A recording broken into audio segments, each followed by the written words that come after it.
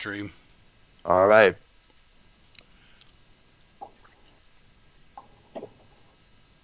And we are good to go, ladies and gentlemen. We are live. This is the Arknolia and the Doctor. This is our actually our what is it? Our sixth episode or four? Actually, I think it's our fourth episode of movies so bad they're good. Yeah, actually, I call Yeah. mine something different Okay. because Okay. they're So not like, all bad. In fact, the ones we're going to talk about tonight aren't necessarily bad. I just call it movie badness. all right. You know what? I should probably change that as well. Because since there are a lot of movies out there who are not that are not bad, but I, eh, go ahead. but I like that title though. The movie's so bad they're good. I Ah, like that. okay, that's good. I thought we named it after the thing we're doing with the Plan 9 from Outer Space segment we did because it's considered bad, but yet you can't help but enjoy watching it, knowing how bad it is. There's certain movies that it was perceived bad, and then you watch it several more times, and actually grew to appreciate it and actually like it. Yeah, that's true. So Yeah, that is true as well, man. I mean, it's funny I about that. I'm like, who wants to keep rewatching movies that you hated the first couple times? Yeah, that is true there.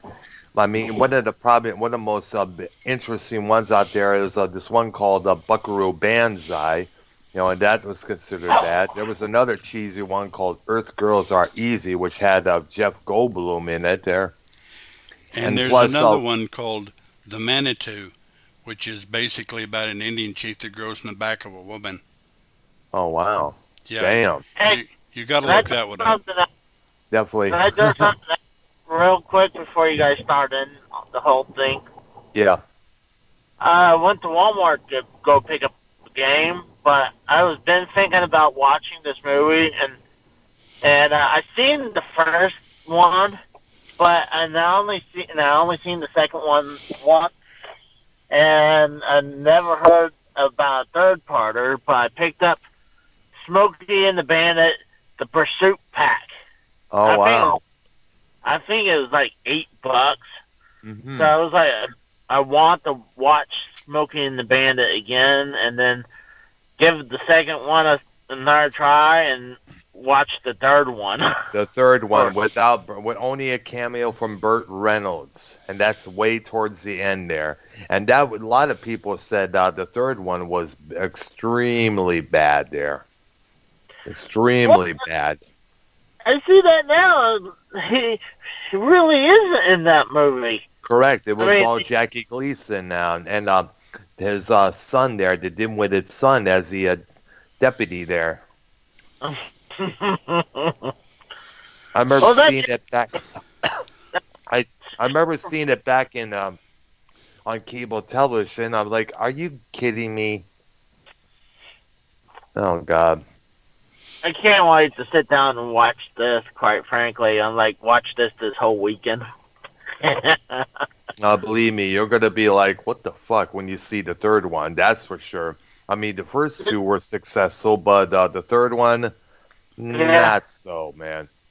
Should I watch the third one, the first one? I No, mean, no, I think it's best to start with the first, then the second, then the third. Get the good stuff out of the way before you get to the bad. I've seen the first several times. Only watched the second one once. So Yeah. I'm like, I'm wondering. You think I should just? I'm thinking almost start with the third one just to laugh at it. Yeah, that's pretty much. A lot of these movies are could make great comedies, that's for shizzle. Yeah, they weren't meant to, but they do. I just realized about when you were talking about bad movies, it's like, oh, I just picked up fucking the Bandit where it has part three, and I didn't realize there was part three. I knew one and two, but I didn't know there was part three.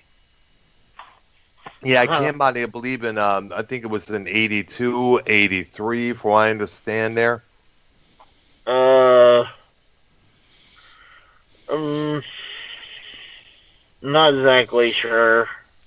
It doesn't really give the. Well, they gave the year to Smokey and Bandit was 97. No, okay, I see it. It was 83 Yeah. because the first one was 77, Hmm. second one was 1980, Yep. and the third one came out at 83. Yes. Good. All right, there, and Hope let's you're done see. driving. Yeah, that's true. Yeah, Yeah, I'm not driving right now. I'm that's sitting in the good. Yeah. parking lot. Ah, cool. I I might won't not have no be. accidents.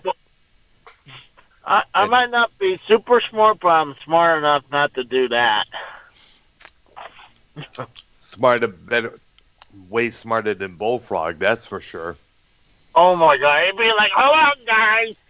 It's like, let me reach out of the bag. Oh, that fucker cut me off. Or, oh, excuse me, I had to pick my nose to wipe the boogers underneath the seat, and without realizing he's going to rear end a cop car. And it's, what's scary is that this guy is actually driving, and I told Frank, I was like, dude, you better hopefully never come across him. And like, it's scary this guy's driving. Oh gosh. It's bad when even this guy has a driver's license. Oh gosh. I cannot tell you how many people I've seen to witness in the Michigan and in Texas with bad driving records. I mean, I had so many driving. Well, when I was a kid, in the first 2 years, I had 5 accidents. Wow. But ever since that, those first 2 years, I really hadn't had anything. Shit, I hadn't had a ticket in 12 years. Wow. So, Interesting. but Yeah. I'm glad you were because there were a few traffic issues I had, and that was not with my driving. It was the car I was driving had inspired this, inspired that, and a broken tail light. So, oh gosh. my. Well, what's good about Oklahoma is that our inspection, we don't do inspections on vehicles no more. Ah, I see. So technically, we could be riding. Like I tell people all the time, all you really need for a vehicle is a seatbelt and license plate and lights. Ins- Like and insurance and insurance on yeah, you.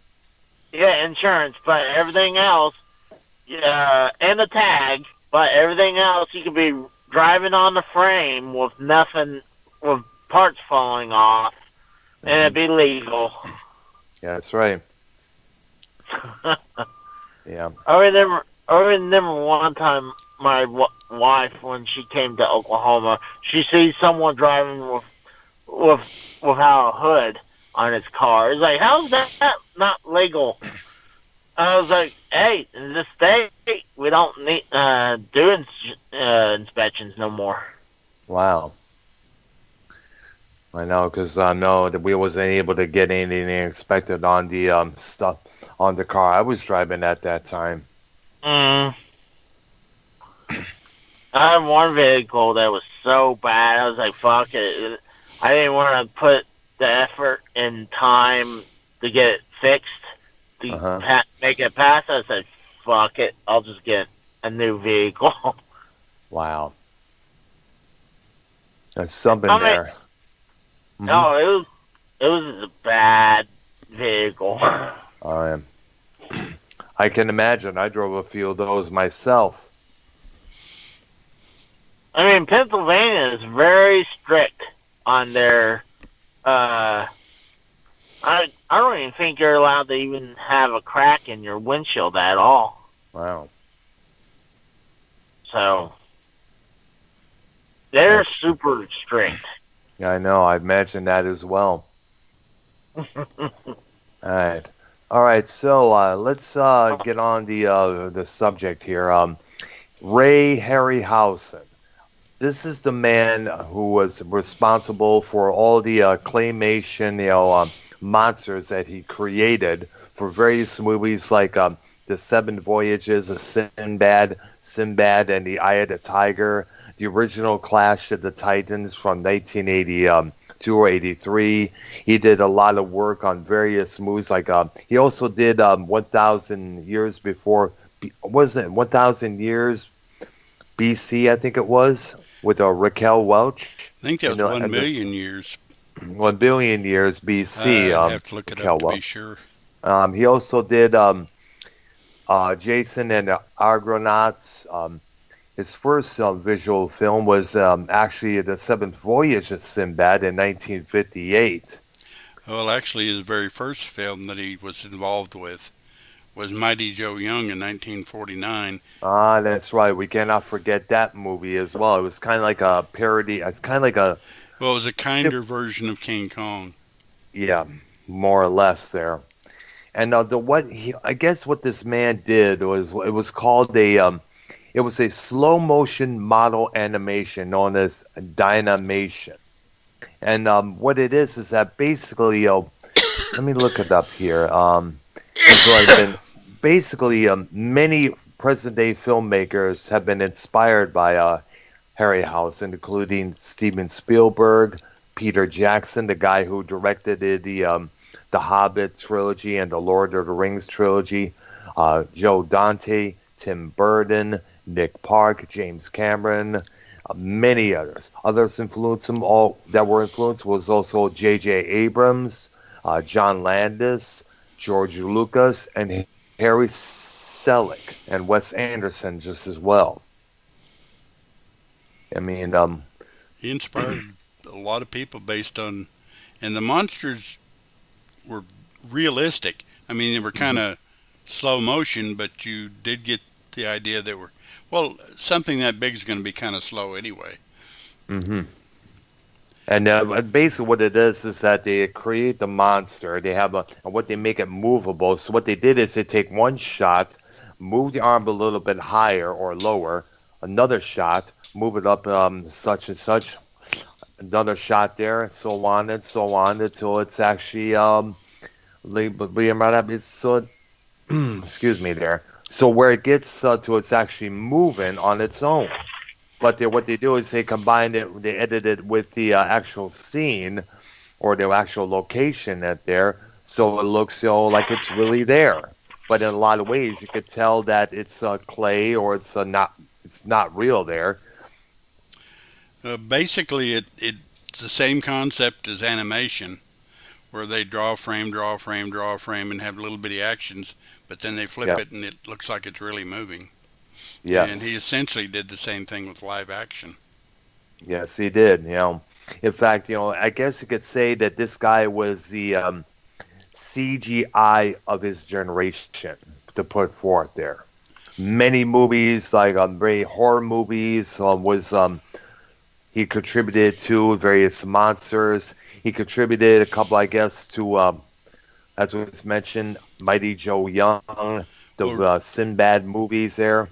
yeah, and he had several others. One was called The Beast from 20,000 Fathoms, which hmm was a Rhedosaurus, which I'm not familiar with that particular breed of Uh, dinosaur. But it did the standard attack on big city, tear it up, and the people win. Now, in the 60s, he also did work for movies like The Three Worlds of Gulliver, as in Gulliver's Travels, Mysterious Island from 1960 and 1961. Both were great artistic and technical successes and successful in the box office. Now, according to Harryhausen, who stated in the DVD and Blu-ray featurettes about the making of Mysterious Island, he said, Mysterious Island was one of the most successful films we have made, and I'm glad people are still enjoying it today. And Gulliver made its profits. As Ray was quoted in the bio book from the Land Beyond, the making of the movie Monsters You Know and Love, his next film was considered, at that Same. time by film historians, I'm being distracted by some sort of a noise. Are you on the road, Casey, dude? Casey sounds like he's on a racetrack. Yeah. I see. Are Yeah, you on the you can only racetrack? stand. No. My guarantee you, my vehicle wouldn't be considered a hot rod at all. Uh, I, plus, you got it. You I have can't stand. No, go ahead. I got a Kia, so I don't have no power behind this. So Yeah. Plus, you got to remember, you can't stay sitting in a car in a parking lot for too long. People will suspect something there. well, no, Stop in a- yeah, not only that, I was getting something to eat, and I'm in the busy part of the city. That's true. So, well, I was, but not anymore. So that's where it was all that hot Noises. rod was going on. I see there. But now I'm more into the suburbs. All right, there. Well, be careful there because there's a lot more people being suspicious there than anybody else. You know, people like, who's this one car? What's this jalopy doing in front of my yard? Blah, blah, blah. Oh, believe me, I've seen that stuff. Like, a lot of times someone parks in front of the house. I'm like, what the fuck is going on here? Mm-hmm. But No, a lot of people have done that. There was a couple of times where I was waiting for some girl I was seeing to get to her place so I could greet her, mhm. and the roommate would all of a sudden be coming out saying, "What are you doing here? What do you want? Blah blah blah. You're scaring me. This and that, that and this." You know, we've seen this many times before. Many times before. Well, I mean, if she knows if you know the roommate, so what's the problem then? Yeah, that's true. I had to let her know that I was not a crook, that I was not a burglar, or any of those idiots there. But but you see where we're coming from when it comes to issues like that. You know, people do tend to get very suspicious.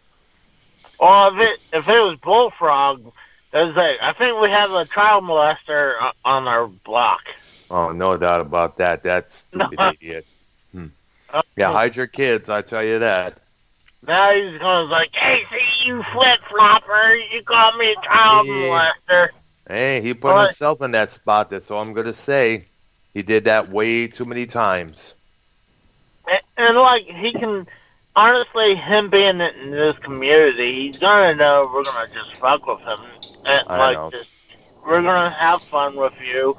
I mean, people need to make sure that we're not gonna, like, I'm not gonna be an asshole and really take shots at someone. Mm-hmm. But Now, let me ask, I think he has a hard time to distinctifying which is a disrespect and which is a joke. You know, it's like he claimed that he is autistic like me and Tommy are. And they often have issues trying to tell the two apart. And you know what the thing is? Like, I think I told Tommy the other day. I think, or maybe it was you, Earl. That I was like, I think the difference between autistic and just dumb people. I mean, That's a lot true. of times when I talk to you or Tommy, I'm like, Tommy really pulls it saying that he's autistic. I'm like, I mean, he really doesn't sound that bad. Like, But then again, I have the same kind of high functioning autism he has, and I'm able to speak perfectly clear. Now and then I fumble with my words and such, as I often do when I do these shows here. I try to get a word out, and it comes out sounding something totally different. That's something I've always had an issue with. Sometimes you can't really tell. I guess it's demeanor. It's how they view things. You know, how sometimes they often say things out of the blue which they don't really mean because they're so caught up in that particular moment. it's like, and a lot of times I don't want to see, like, I don't see you using it as a crutch. I think Tommy's kind of using it as a crutch. I think because people are often taught to use that as a crutch a lot nowadays, Yeah. because of all the sensitivity that's out there, that's being passed around to this person and that person. You have to see what they're like. You have to understand he's autistic. He can't really help himself in that. Whereas back in the area that I grew up in, that shit was not acceptable.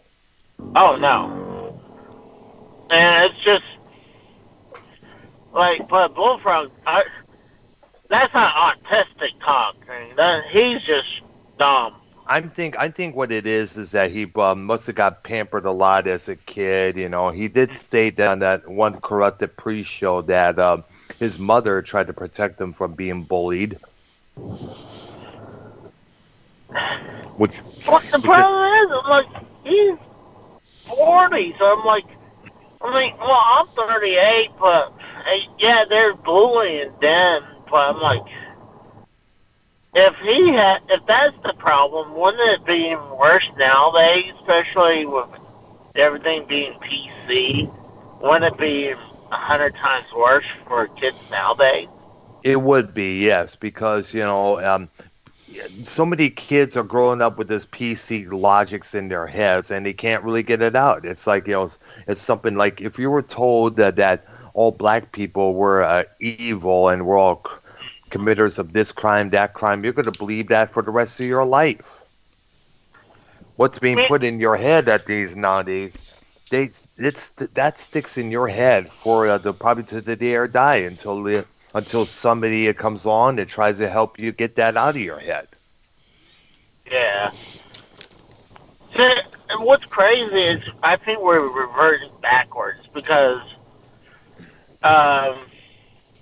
when I grew up, my parents really didn't say, "Oh, all black people are bad," or a certain group is bad.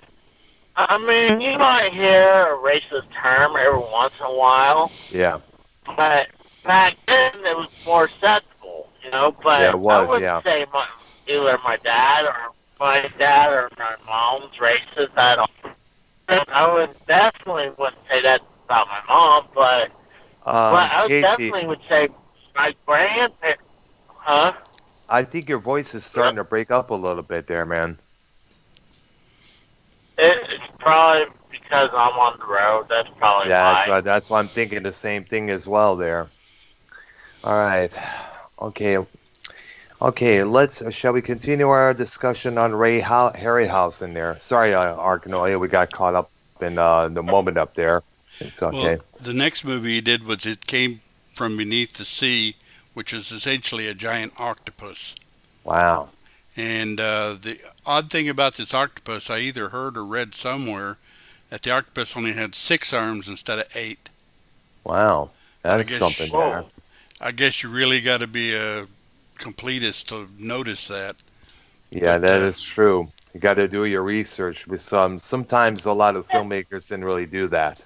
I believe, if I remember don't right, don't they have, like you said, 8 legs? yeah, Yeah. that's where the octo comes from. Yeah. True point. But if I remember right, San Francisco was the city he attacked because I remember a scene where he had his tentacles wrapped around a bridge that looked a lot like the Golden Gate Bridge. I see, So yeah. I think that was the city that it was attacking, which Uh-huh. was essentially his name was It. I see, yeah, that's true, yeah. That is something, I can imagine I imagine what it would have done if they decided to make a movie on Cthulhu. I was wondering how would it. I can imagine somewhere around that period we could have had a Cthulhu movie being made with Harryhausen doing the working on that creature there. Yeah, yeah. In the next project he worked on, I say project because it's actually a documentary called The Animal World. Hmm. He did mostly dinosaurs. He did a brontosaurus, it's not the biggest dinosaur ever. I believe that was the brachiosaurus, Wow. but it was second, if not in the top 5 of the biggest dinosaur ever. This thing was huge, and Damn. it was actually a plant eater. What a planet. How tall was this thing? Was it big as the like say not as big as the Empire State Building, but it was massively close to that size. I think it was. Yeah, it was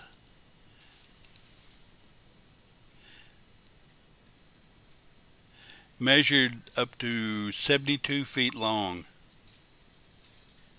Wow, Yeah, that and is a trip. it weighed something like 15 tons. Hmm. And now we're going back to the Sinbad movies that he worked on. Well, I had Uh, more dinosaurs he created for this animal world. oh, okay, He did the Allosaurus, which is basically a smaller version of the Tyrannosaurus Rex. I see. It was a meat eater, but like I said, it was a little bit smaller. Then he did the Stegosaurus, which was, I'm trying to remember if that was the animal that had the plates going down its back and then four little horns on the back of its tail. Was that what that one Who knows? was? Or was that the Tris? Yeah, that was the Stegosaurus. That's right. I I just see. looked Yeah, him up, and nice. he used the back little horns to defend himself and to attack. Then he did one called the Ceropotaurus, which I'm not familiar with that one.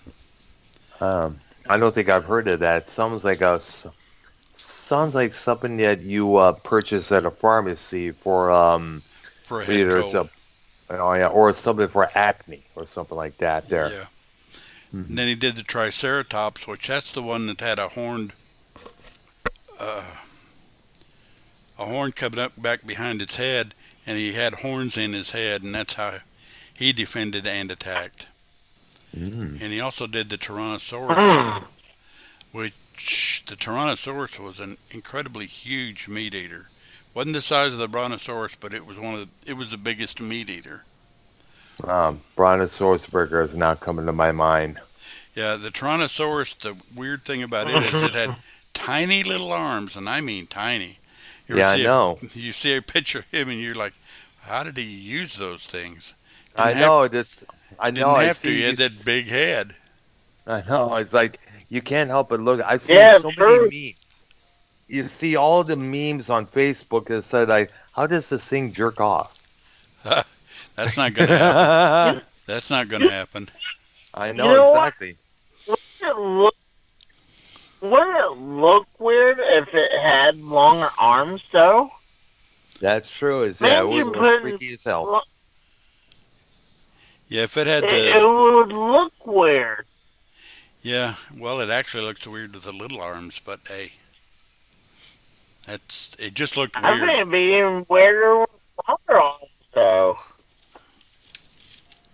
But hey, I'm gonna go in. I'm gonna eat. So I'll talk to you guys later. Okay, Okay. we will. Okay, I'm hungry. I understand. We will call you. Definitely call you later on when we tape our show on the Stephen King movie series. Carrie there, and all the school shootings Oh, that's preceded afterwards. Because that's I've been wanting to do this for a long while now. Definitely, and we'll definitely call you back, okay. Casey. Too. All All right. right, talk to you later. All right. Talk. Casey is raw, See ya. ladies and gentlemen. All O- right. Okay, he did two other movies in between that and Seventh Voyage. Earth versus the Flying Saucers, and basically all he did there was the flying saucers. Mm-hmm. Then 20 Million Miles to Earth, where he did the spaceship, an elephant, and something called the Ymir, which actually I'm not even familiar with what a Ymir is. Man, I know the first time I've heard of it. I guess. I think it's a Norse legend of some sort. Oh wow. Something else. Do we still have Everything okay? Casey? That's Oh not. shit! Sorry. Did I get Oh, back on? I think so. Apparently, yeah. Yeah. We were hearing you get out of the car and all everything else. That's weird. Oh. I just heard voices. I'm talking Oh, like. I don't know. Skype's been a Russ bitch Ballard. lately. Hmm. You ever heard that song from Russ Ballard? I hear voices. I think he's gone. No. No, what the fuck? That Now Skype's being a bitch as of late. Interesting. This is why Ken from Foulmouths always talks about Pittis Skypes. I'm losing you.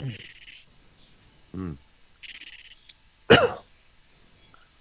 All right, there. Hmm. Just hit your red hang up button and you should be done with us. All right, he's gone there. Okay. Then the next movie that followed was The Seventh Voyage of Sinbad, which you talked about. Yep. Mm-hmm. And he created the Cyclops. I remember that one. Oh yeah.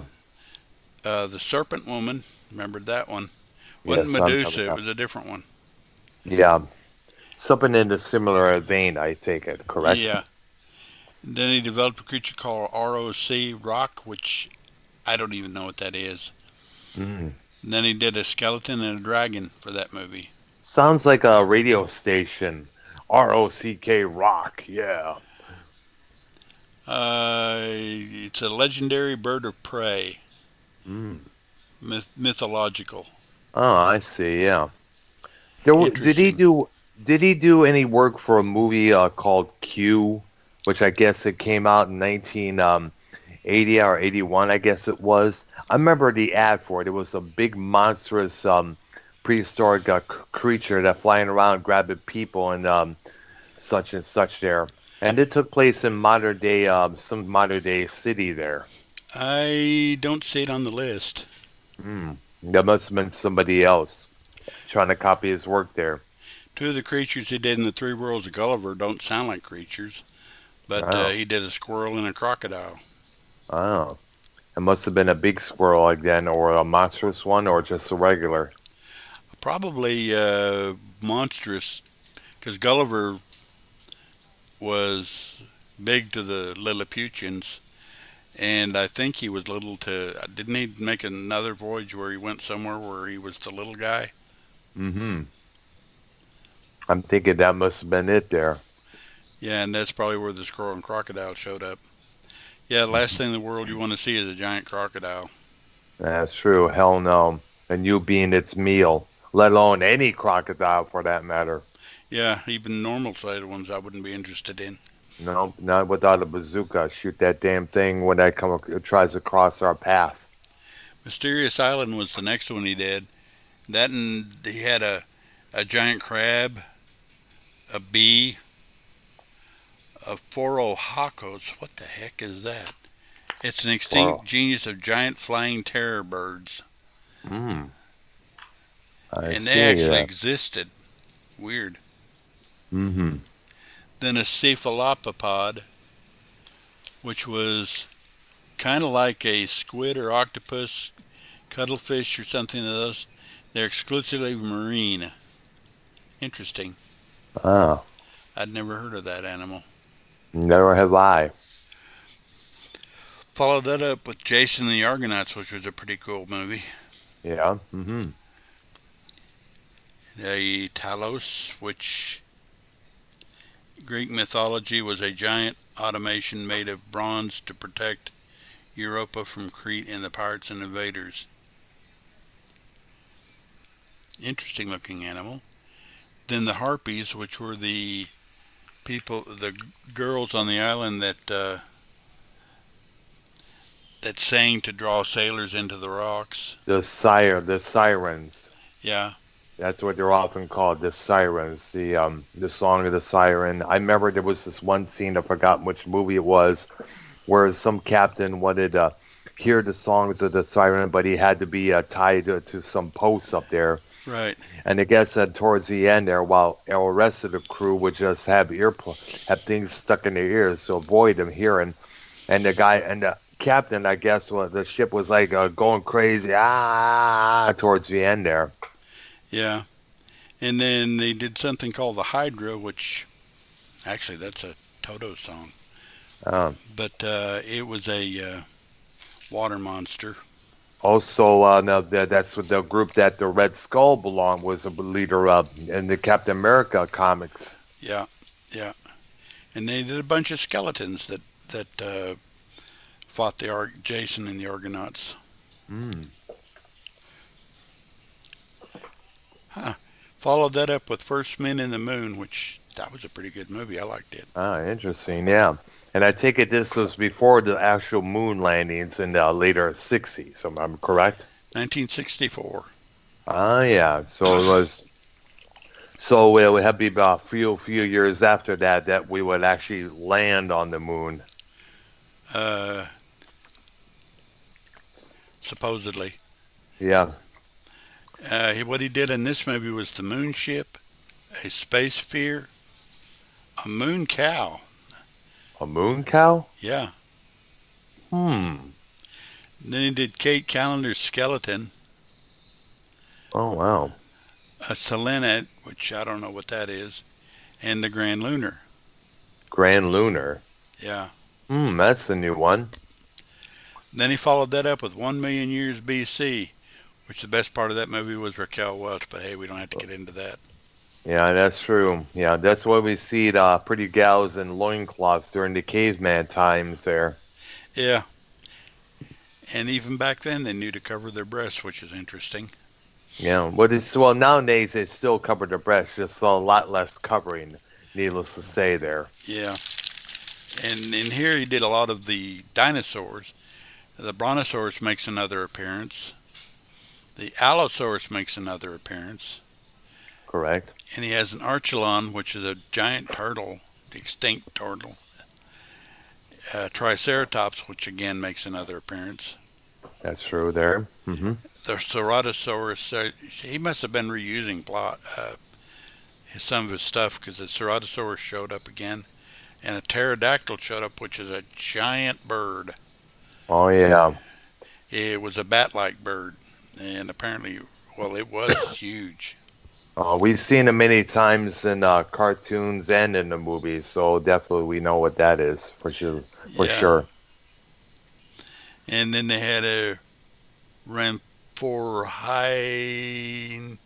Ramphorhynchus, which was a pterodactyl type bird, but it had a longer tail. It was a little bit different. And keep in mind, these are creations that he came up at the while making these things. Hey, let's take this to the next level. This tail or this bat wings to the next level there. Let's create a new monster there. I guess he was doing, correct? Yeah. Well, these monsters actually existed back in In the prehistoric days, right? Oh wow! There's a lot more that I never really knew about. I only knew the Tyrannosaurus Rex, the pterodactyls, this dinosaur. Many of 'em. Nowadays, those are the ones I could blatantly remember. Well, I basically did kind of a study as a dinosaurs as I was a kid, and Ah, there were a lot of dinosaurs, that's true. and they were huge. Most of them were enormous animals. Nice. And he followed that up with the Valley of Guanji in 1969. Ah, And basically, here he kind of stuck with more contemporary type things. A horse, apparently, was and then Eohippus, which was a very small species of some kind of small deer-like animal. mm, Then he did a pteranodon, which was a kind of a dinosaur. It was a flying reptile, that's true. Yeah. and they had wingspans over 7 meters, which I think a meter is something like about 2.5 feet. So that would be like 14, 15 feet in length. And then he also did an ornithomimus, Amos. which was a dinosaur, and it was a small bipedal theropod, and it says it's covered in feathers. Wow. Interesting. That's something there. It's like so in a lot to somebody viewing this for the first time. It's like, oh my god, it's a humongous chicken Look at all the chicken wings we can get from this thing here. Yeah. And Call then, Colonel Sanders. We got you something good here. and then he created the guanji, which was actually a combination of the Allosaurus and the Tyrannosaurus. Oh, Those two were grungy, similar but different. grungy. That's called crunchy, I think it was. Guanji. Guanji. Okay. Almost so for a minute, I thought it was the new version of grunge music. That's Yeah. where the first era. Just the name alone sounds like something that you smoke. It's one of those things that you look at some of these names and it's like, you know what? That'd make a good group. Yeah, I know. Or a TV series, or something that you eat while you're in the backyard with somebody there. Yeah. Another animal he did in that movie was the man Styracosaurus, which was a herbivore about 75 million years ago. And essentially, it was, well, like I said, it was a herbivore, but it had the protection of a stegosaurus similar. It was kind of Mm. armored. Then he created an elephant in that one. Interesting. Oh wow, interesting there. But what kind of elephant? That's the thing. Might have been like what was it, mammoth? Mammoth, yeah, something like that. Maybe so, but mammoths have been this extinct for God knows how long, man. Yeah. And then he followed that movie up with The Golden Voyage of Sinbad, which was another Mm. pretty good movie. Yeah. I have it up right now in the Harryhausen's Wikipedia. In fact, it says here after a few lean years, Ray Harryhausen and somebody else talked at Columbia Pictures into reviving the Sinbad character. As a result, that the Golden Voyage of Sinbad, often remembered for the sword fight between a statue of the six-armed Hindu goddess Kali. Hmm. It was first released in Los Angeles during the Christmas season of 1973, but garnered its main audience in the spring and summer of the following year. It was also followed by Sinbad and the Eye of the Tiger in 1977, which disappointed some fans because of its tongue-in-cheek approach. Both films, however, were box office successes. And they're both pretty decent to watch. They are, yeah. The effects in those movies are really good. And they Hmm. followed that up with Clash of the Titans, which I really liked that movie too. That's the one I remember now. I remember I mentioned about this Sinbad movie that I saw in the drive-in, with her feature the villainess, transforming herself by drinking some sort of potion into a bird, but yet she was unable to get the potion back to transform back to human. It wasn't enough because the vial that she kept as in was broken, so she wasn't able to get enough stuff there into her to transfer back to normal. So sadly, she ended up with a bird's foot as a result. Yeah. And Clash of the Titans had quite a few characters in there that Oh he yeah, created. absolutely. The Kraken, which hence the term "release the Kraken" on multiple social media outlets today.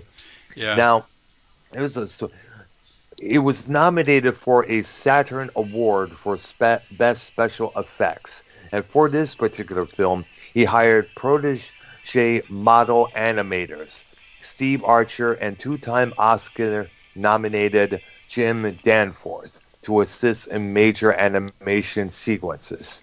Fans will readily discern that the armed infinite kraken, a name borrowed from the medieval Scandinavian folklore he invented for Clash of the Titans, has similar facial qualities to the Venetian Ymir, Ymir, Yeah, the Ymir. Ymir, yeah. He created 25 years earlier for 20 million miles to Earth.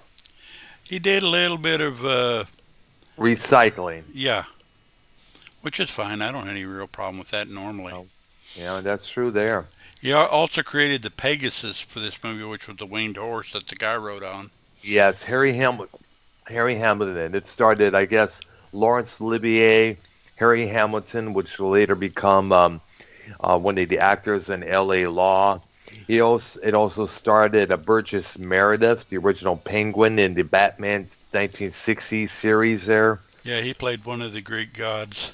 Yep. So did I think Laurence Olivier played Zeus.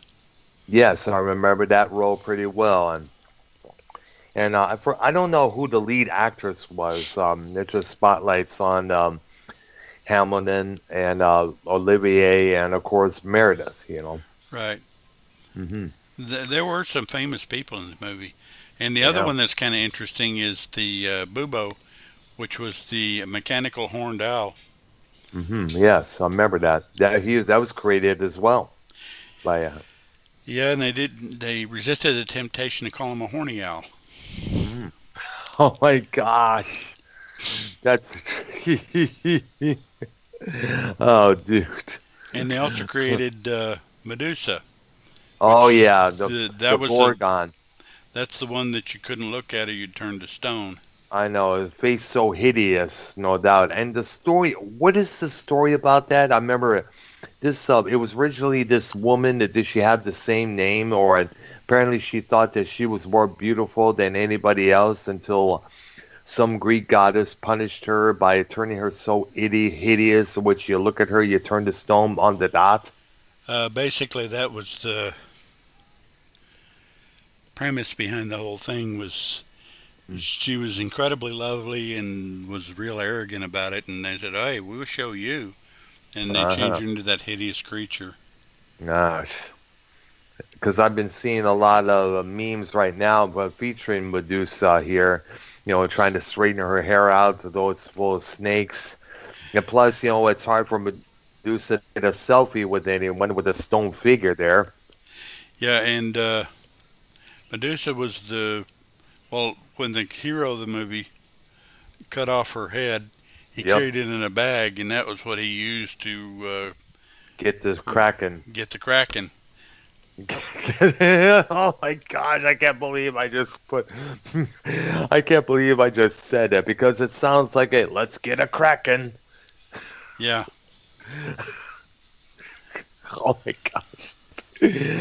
Oh my gosh, I can't believe that just came out. It just seems so perfect. Gosh. Dude. Okay. No, but I'm about to laugh my ass off here, man. That just came out so awkwardly perfect. yeah. Sometimes you do things by accident that are better than trying to do them. I know. Sometimes there are a lot of times where either me or Tommy would say something that just become lifelong staples. Yeah, it's just one of those things that happens, I guess. I know. I just okay. Go ahead, man. Oh, the name of the guy was Perseus. That's right. That's right, Perseus, Harry Hamilton's character, if I'm correct. Yeah, Oh yeah. It's- Gosh, I remember seeing it on cable back then. It's like I have a little question. sure. With if Ray Harryhausen, he died. What was it? He died in 2013. Right.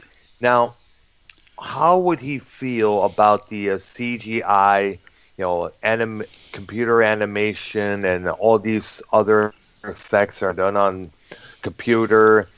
How would he feel about all the monsters that they are able to create now with all this CGI stuff here? Would Well, he be based. honored, or would he be like, "Whoa, what's this?" Would he be honored? Basically, I'm asking. Well, I think, and I can't speak for him, obviously. I think he would see it and think, well, this is another tool. But I think he prefers what he does because that's what he, basically spent his career doing. Yeah, it's true. And he might use some CGI, but it wouldn't be his crutch. He would, He would mix both. yeah, he would kind of mix them around a little bit, I think. Hmm And That's like I said, true. that's Yeah. just speculation, but because I understand the concept of using both the original and the new techniques for filmmaking there. As I mentioned one time, Episode 7 of Star Wars, the Force Awakens, J.J. Abrams, the director, decided, let's go back to the old school of creating these characters and other aliens and such, by actual making, forms, things that you place suits that you put on people there, and it's rather than doing everything animated like they did with the prequels there with the animated Yoda. Right. So they went back and forth. It's kind of like combining both. Yeah. Needless to say, there. Well, it would have been interesting to see what Harryhausen could have come up with if he'd been involved in Star Wars. Yeah, it's true. We'd have probably seen a lot different type of monsters and such. Mm-hmm. Who knows? Again, it's speculation. Yeah, it's true. The Star Wars movies had enough oddball creatures in them. Yeah. Actually, quite a few.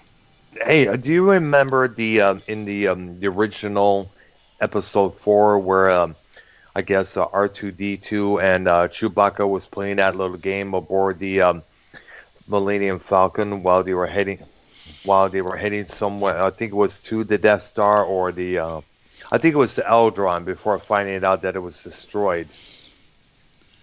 And I guess they were playing this form of a game. I think it was something like kind of like a chess game, yeah. Yeah, I remember but with that had the actual little movie creatures. Yeah, I'm wondering. I'm thinking about that right now. I'm wondering if Harryhausen had something to do with that or somebody else. Oh, he'd have probably been credited, but I imagine they used Harryhausen techniques. I'm thinking so, yeah. Or somebody from it. I don't know if this guy had any other employees who worked with him. And I guess it's hard to tell because it's hard to tell. It's easy to tell that it had that same style that Harryhausen had been working with for how many years. Right, right. And when I think about it now, since we're discussing a CGI and Star Wars, as you mentioned, that just came into mind. I was wondering, by chance, did he create those kind of creatures for that particular scene? Yeah, I don't know. But I know that the characters on that board were interesting. In a way. And wasn't Chewbacca involved in that? Well, Yes, it was. It was a little game between Chewbacca and R2D2, and which Chewbacca lost, and Han Solo was telling them, Wookiees have been known to rip arms off and such, which C-3PO said, bit of advice, R2, let the Wookiee win. Yeah. Yep. Okay, so what do we have next here? Well, I guess that's pretty much it for Ray Harryhausen and the impact he had, which was pretty Interesting there. Yeah, he Now, definitely was one of the better monster makers back then. hmm Now, in the 2000s here, it says here, Tidal Wave Productions had a thing called Ray Harryhausen Signature Series. It was a produced and authorized comic book adaptations of some of his unrealized projects from 2007 on. And in 2009, he released self-colorizing versions on Blu-ray video of 3 of his classic black and white Columbia films: 20 Million Miles to Earth, Earth versus the Flying Saucers, and It Came from Beneath the Sea. It was also personally supervised the colorization of those 3 films. 2 of them, in particular tribute to their producer, Marilyn C. Cooper, who had supervised King Kong, the movie that inspired him as a young man to be a claymation artist there. The Right. Most Dangerous Game in 1932, and She in 1935, and the non-Cooper movie Things to Come from 1936. Now, he apparently what it was, let's see here. Harryhausen married Diana Livingstone Bruce in October 1962. They have a daughter named Vanessa. They announced it that Harryhausen's death on Twitter and Facebook in May of 2013. He was she survived her husband by 5 months. The Daily Mirror quoted Harryhausen's website, saying his influence on today's filmmakers was enormous. Steven Spielberg, James Cameron, Peter Jackson, George Lucas, John Landis, and the UK's own Nick Park have cited Ray Harryhausen as being the man whose work inspired their own creations. Harryhausen also drew a distinction between films that combine special effects, animation, with live action, and films that are completely animated, such those of Nick Park, Harry Selick, and a couple others there, and which he saw as mere puppet films, in which more accurately and traditionally are called puppet animation. So it doesn't stay on what he died from. I think it was just plain old age, I guess it was.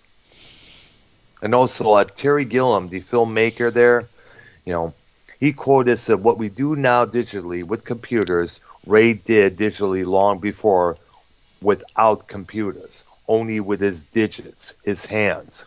James Cameron said, "I think all of us who are practitioners in the arts and of science fiction and fantasy movies now all feel we're standing on the shoulders of a giant. If not for Ray's contribution to the collective dreamscape, we wouldn't be who we are." Let's see here. Shaun of the Dead director Edgar Wright said, quote, "I loved every single frame of Ray Harryhausen's work. He was a man who made me believe in monsters." And George Lucas, he said, without Ray Harryhausen, there would probably been no Star Wars. Plain and simple. Yeah. That's a big statement there. Absolutely, because so you could tell right there, what the influence this man has had on future sci-fi and fantasy films. And my suggestion would be to anybody that's listening to this or will listen to this is go watch some of these movies, especially the Sinbad and the Clash of the Titans and Eye 20 of the million. Tiger as well. Yeah, they're worth watching for nothing else to see the work that Ray Harryhausen did in these movies and Also, what's involved. And in some cases, the movies themselves are actually pretty good. yeah, and don't forget Clash of the Titans from 1981 with the stars that we mentioned, as well as the one with Raquel Welch, won the 1 billion million years BC. Yeah. That's right. Yep, absolutely there. And try not to be distracted by Raquel Welch in that loincloth bikini outfit that she had. Just pay attention to the monsters there. Because I know that was one of the main reasons why people at that time went to see that movie. Oh, yeah. Hmm. That movie got a lot of its views based on that. Oh, yeah. Absolutely there. And also, here's something else here. Let's see. Let's see here. Harryhausen here left his collection, which includes all of his film-related artifacts, to the Ray and Diana Harryhausen Foundation, which he set it up in 1986 to look after his extensive collection. To protect his name and further the art of model stop-motion animation. The trustees are his daughter, Vanessa Harryhausen, Simon McIntosh, and actress Caroline what's that fuck's name? Her name is Munro Monroe, I think it is. Yeah. Yeah. Who appeared in the Golden Voyage of Sinbad, and with filmmaker John Walsh, who first had met Ray Harryhausen in 1988 as a student of the London Film School and made the documentary Ray Harryhausen Movement into Life, which was narrated by Tom Baker, the fourth Doctor from Doctor Who. Very interesting there. So, A salute to you, Mr. Harryhausen, for your contributions to the sci-fi and fantasy works in Hollywood there. And like we all Absolutely. mentioned, absolutely. So this is definitely definitely an interesting look at here at this icon of the dynamation genre there. Yes. Yeah. So And again, definitely I'll encourage everyone to watch as many of these movies as you can. okay. Absolutely. All right there. I guess that includes it for today's episode of Movies So Bad They're Good. And keep in mind, we're not talking about all bad movies here. We're talking about good, some that are good, but but but not well known, but at least deserve a mention today. Exactly. Yes. Absolutely. So let's keep that in mind. So people thinking, wow, what kind of bad movies did Ray Harryhausen made? First of all, none. Thank you very much. Yeah, sometimes the bad movies aren't necessarily bad. Yeah. But yeah, No, those there was, his but there is one we. No, go ahead. no, you go. But there is one that we do need to cover sometime. Heaven's Gate. Oh boy. I had never seen that. I I have never seen that, but I've heard so much about it. I don't think I want to see it. know. Uh, Yeah. When I told and we got to cover look, that story about there because there was an actual book on that with the bullshit that went on behind the scenes there. That movie. and the one I mentioned a while ago, the name escapes me again. Wow. Uh, you need to see that, and the one with the Indian chief growing out of the lady's back. Something like that. That's a trip there. Yeah, When he says "I got your back," he definitely meant it. it's of all people, it starred Tony Curtis. Oh. And this must have been a 1970s movie, I think it was. I think so. I think it was. Hmm. I'll see if I can find it real quick because that's one I want to talk about and one I want you to see. Arknolia muted himself there. I did. I guess Oh, something happened. I Yeah, I apparently hit the noticed. Yeah, button and yeah, I didn't note noticed. it. Yeah, I was going to say there was a lot of silence there. Okay, I'm looking up to see if I can find the name of that movie because I definitely would like you to see it because I think we need to cover it. Okay. It's and Tony Curtis was in a lot of good movies, but this one, wow, he probably looks back at it and says, "Why did I do this movie?" Oh, yeah. Well, there's another one we also need to cover that was directed by Roger Corman and produced by Francis Ford Coppola, and it started Boris Karloff and Jack Nicholson called The Terror. Yeah. Oh, well, if you want to talk about bad movies, I can get you a very long list of those. Okay, definitely. Okay, the name of the movie was The Manitou. The Manitou. Look that up, watch it, and say to yourself, what the And heck that is he doing in this movie? and that's spelled Manitou, right? Right, released in Ah. 1977. I've heard that name a couple of times before, but I'm guessing beginning to guess what it's about now. Yeah, it's like I said, and there's another one from the I think 50s, maybe 60s. It's called From Hell It Came. I think I told you about this one before Yeah. too. Uh-huh. That one, when you watch it, you almost want to laugh at it, but it's supposed to be horror. Yep. All right, there. So I guess that's going to conclude it for for today here. Yeah, All right. And to remind everybody, we next Monday we'll have our recap and preview and whatever else comes along our way. Hopefully we'll be able to get a JB or a Joe Cronin on, like we or possibly Casey again. We got to call him back for what we're gonna for our next project, which I guess we're gonna record, I guess, and upload later. yeah. And Yeah. then all our shows except for Thursday start at 6 a.m. 6 a.m. Central. God, 6 Seven. p.m. Central, 7 Eastern. The one on Yeah. Thursday starts at 5 Central, Those are 6 my. Eastern. That's right there. All right. So once again, check us out, Arknolia and the Doctor on both Arknolia's Stroke of Beans channel and the Dr. Earl W. Brown channel. Everybody watching, thank you for watching this. And everybody have a good one, okay? All right, and we'll talk to everybody later, hopefully. All right. All right. Have a good one. All right.